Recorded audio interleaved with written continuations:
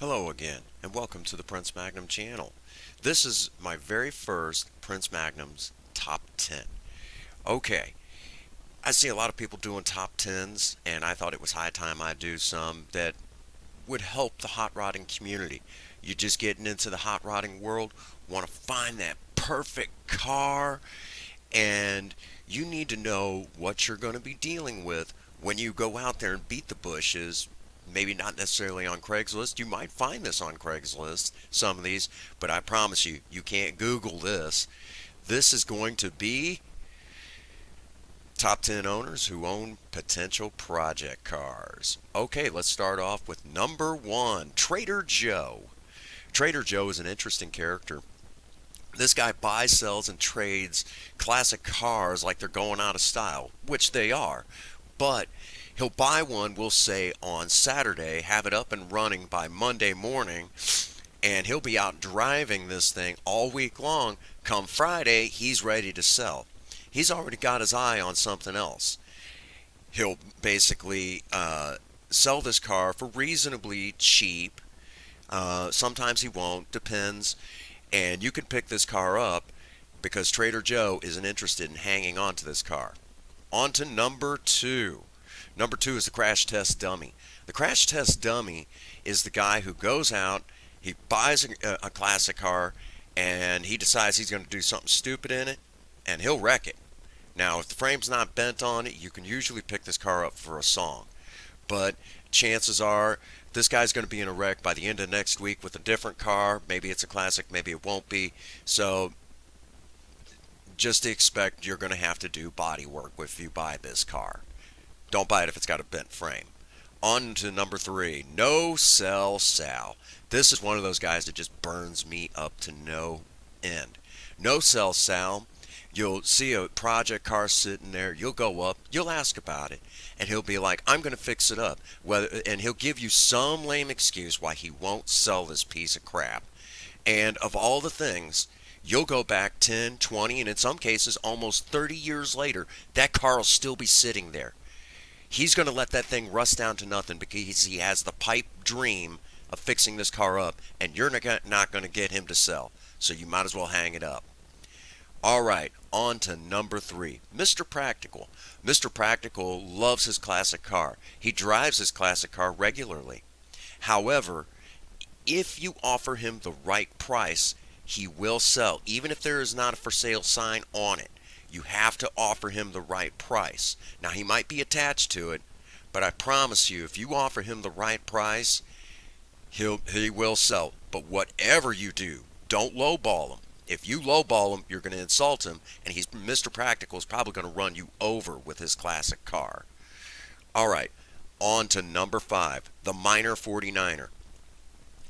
The minor 49er in the hot rod community is the guy who's been sitting on this car for numerous years. He's probably the original owner, still has the original sticker. He could tell you all about it. He could tell you what he did with it. He could tell you if it came out with a flux capacitor. I mean, this guy knows it all about this car, and he knows what it's worth.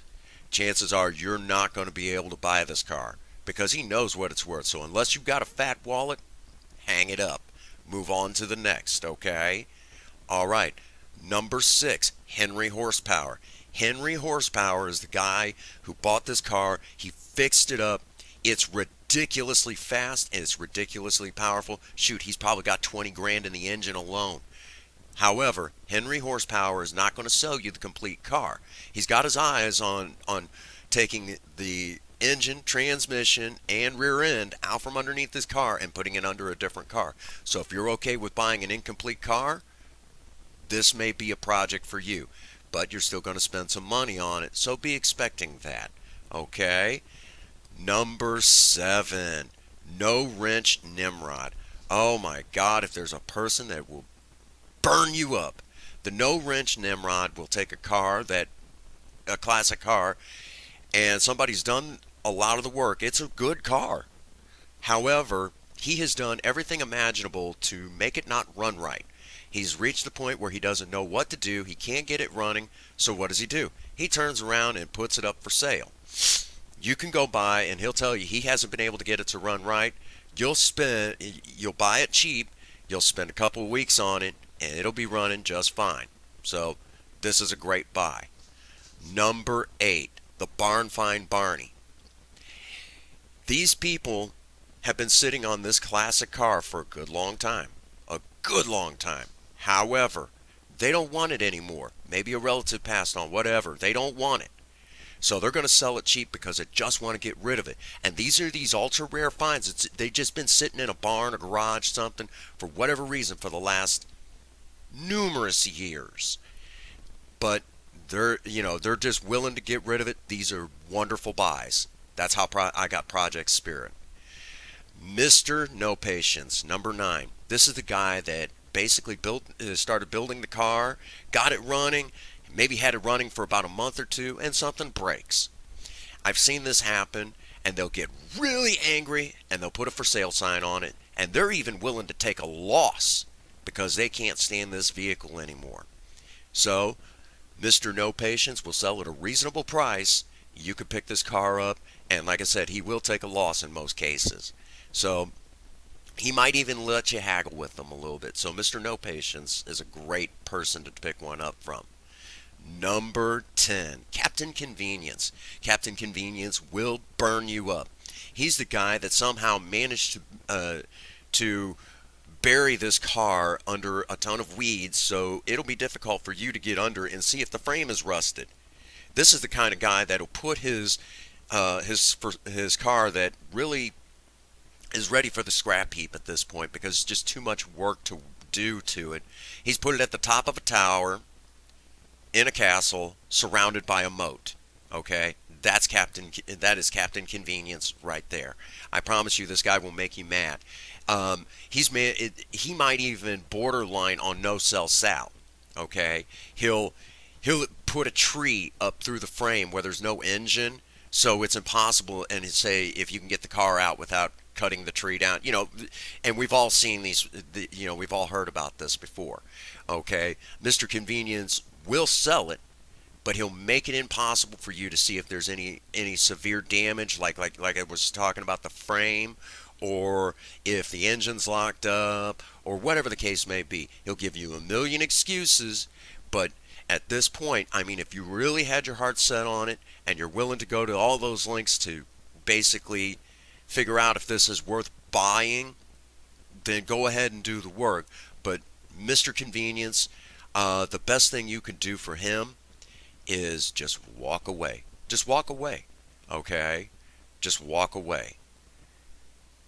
Now, that brings us to the end of the top 10, but I like to be a very giving person, especially here on my channel. I love to, if you stuck with me this long, I'm going to give you a bonus.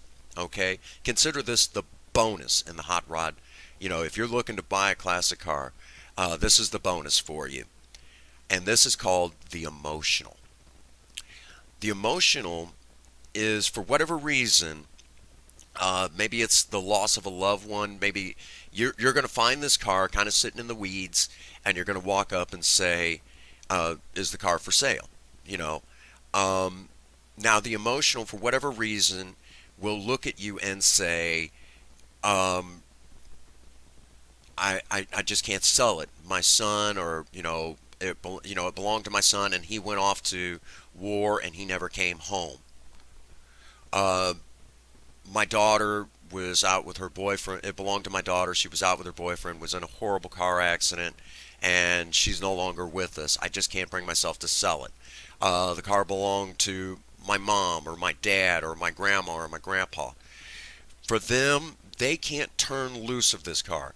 At this point, your best bet is to just be respectful. Don't ask about buying the car anymore, but ask about their loved one and that car, okay?